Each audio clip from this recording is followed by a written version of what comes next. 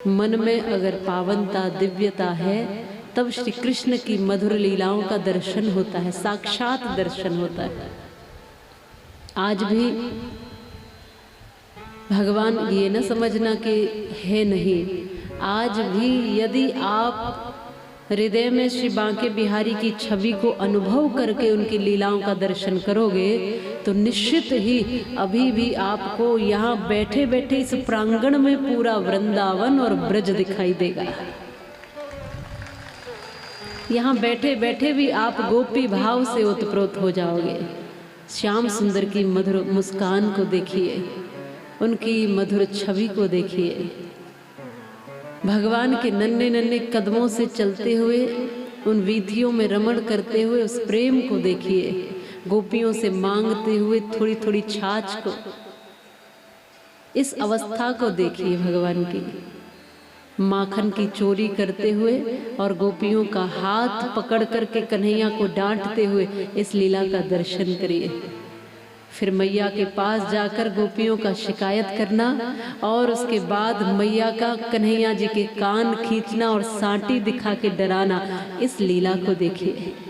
देखिए भगवान की प्रत्यक्ष लीलाओं का दर्शन करिए।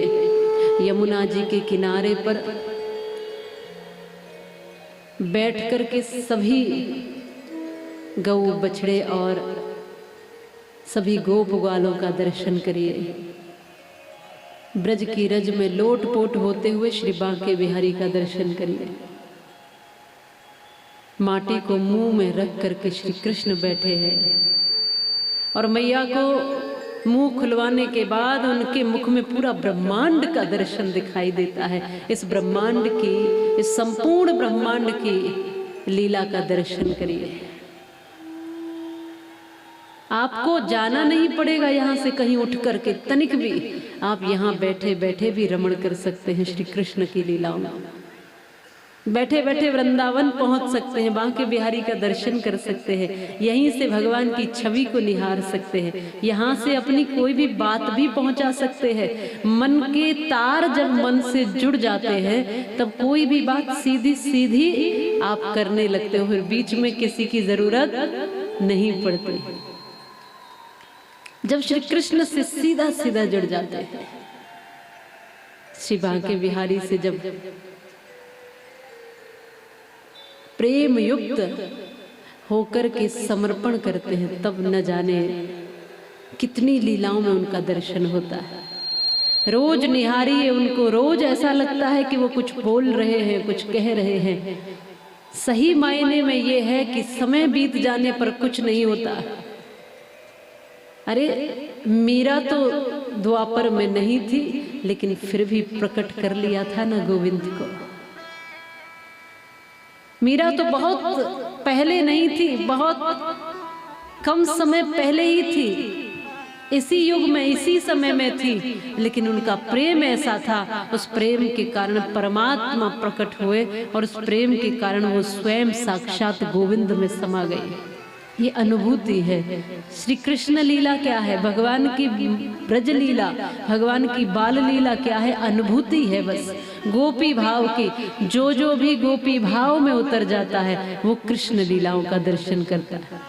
और गोपी भाव क्या है, जिसमें अपना अहम खत्म हो जाए, मैं कुछ भी हूं ऐसा खत्म हो जाए, तब जाकर के श्री कृष्ण बच जाते हैं। और कुछ इस संसार में बचता ही नहीं है। जब मैं था तब हरि नहीं, अब हरि है मैं ना है, प्रेम गली अति सांकरी तामे दुई न समय। इन ब्रजलीलाओं का दर्शन है। बार बार मैया के यहाँ पहुंचकर गोपियों की शिकायत है कि मैया देखो तुम्हारे लाला ने आज माखन चोरी की है। मैया कहती है कि बताओ तो सही, कहाँ माखन चोरी की है, मेरे घर में माखन की कमी है क्या जो तुम्हारे यहाँ आकर मेरा लाला चोरी करेगा। नहीं नहीं मैया, बहुत दिनों से कहना चाह रहे हैं, पर सोचते थे कि तू मानेगी नहीं, पर यही सही है कि तेरे लाला हमारे घर आकर माखन चोरी करता है। बहुत से ब्रज के भाव है, भगवान माटी खाते हैं तब ब्रजवासी गाते हैं, तेरे लाला ने ब्रज रज खाई यशोदा सुन माई। और जब माखन चोरी करते हैं, मैया बार बार समझाती है, भगवान मैया को उल्टा समझाते, मैया ये सारी ब्रज की गोपियां तो मेरे पीछे पड़ी है, मैं इतना भोलो भालो सो। ये प्रेम युक्त लीलाएं है। मैया बार बार सांटी लेती, कभी उखल से बांध देती है, और उखल से बंधे भगवान तब भी यमला अर्जुन का कल्याण ही किए। कोई भी लीला भगवान ने की है, चाहे गोकुल में की और गोकुल से बाहर भी जब वृंदावन में निवास कर लिया, तब भी भगवान की समस्त लीलाएं केवल और केवल उद्धार के लिए है, भक्तों के उद्धार के लिए और दुष्टों के दमन के लिए। यहाँ ब्रजभूमि वृंदावन में भगवान ने तमाम दुष्टों का दमन किया, गोकुल में, वृंदावन में, मथुरा में, इस ब्रजभूमि से तमाम दुष्टों का दमन किया है। तृणाव्रत घासुर वृत्तासुर वकासुर तमाम पूतना सहित राक्षसों का वध किया है भगवान ने।